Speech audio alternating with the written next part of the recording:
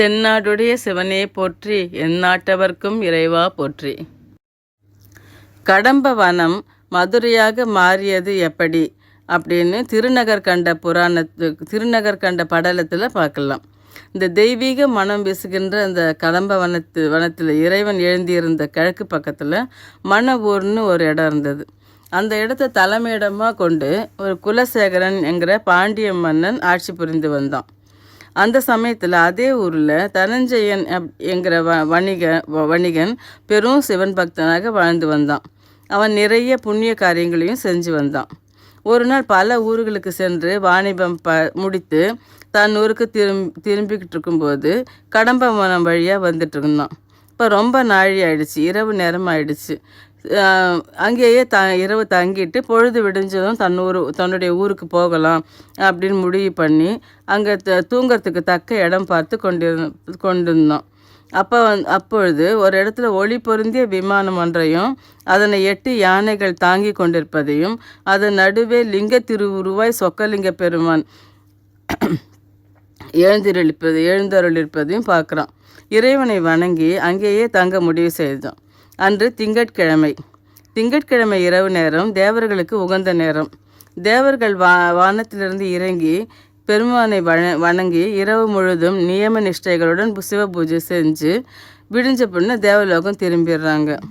இதை கண்டு தனஞ்சயன் ஊர் திரும்பியவுடன் பாண்டிய மன்னன் குலசேகரிடம் சென்று தான் பார்த்தவற்றை கூறினான். இதை கேட்ட பாண்டிய மன்னன் ரொம்ப பக்தி பரவசத்தில் ஆழ்ந்துட்டான். அன்னைக்கு இரவு இறைவன் அவர் கனவுல தோன்றி, பாண்டிய மன்னா, நான் எழுந்தருளுக்கும் கடம்ப வனத்தை திருத்தி ஒரு அழகிய திருநகராக மாற்றிடு அப்படின்னு ஆணையிட்டுட்டு மறைஞ்சிடுறாரு. மறுநாள் மன்னன் ஞானியர் அமைச்சர் எல்லோரிடமும் இதை கூறி கடம்ப வனம் போகிறோம். அங்கிருந்த பொற்றாமரை குளத்தில் நீராடி சிவபெருமானையும் கண்ணார கண்டு வணங்கி மகிழ்கிறாங்க. பின் அங்கே ஒரு அழகிய நகரனை உருவாக்க அந்த வனத்தை அழித்து பெரும் நிலப்பரப்பு உண்டாக்குறாங்க. பின் அமைச்சர்களோடு நகரம் எப்படி உருவாக வேண்டும் என்று கலந்து ஆலோசனை செய்கிறாங்க. அப்போ சித்தராக இறைவன் வரார். சிவாக முறைப்படியும் சிற்ப சாஸ்திரங்கள் முறைப்படியும் ஆலயம், மண்டபம், கோபுரம், சுற்றியுள்ள நகரம் எல்லாம் எப்படி அமைய வேண்டும் அப்படின்னு அவருக்கு சொல்லிட்டு மறைஞ்சிடுறார்.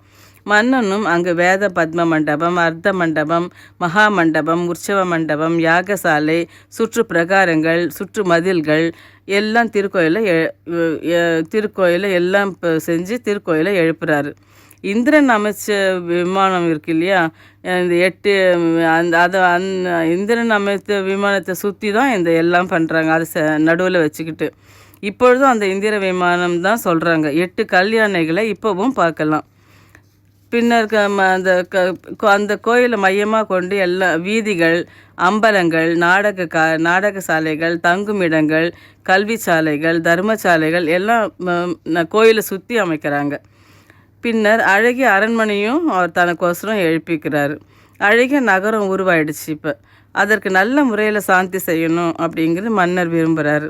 அப்போ இறைவன்கிட்ட போய் அது எப்படி பண்ணுறது அப்படின்னு அவர்கிட்ட இறைஞ்சி நிற்கிறார்.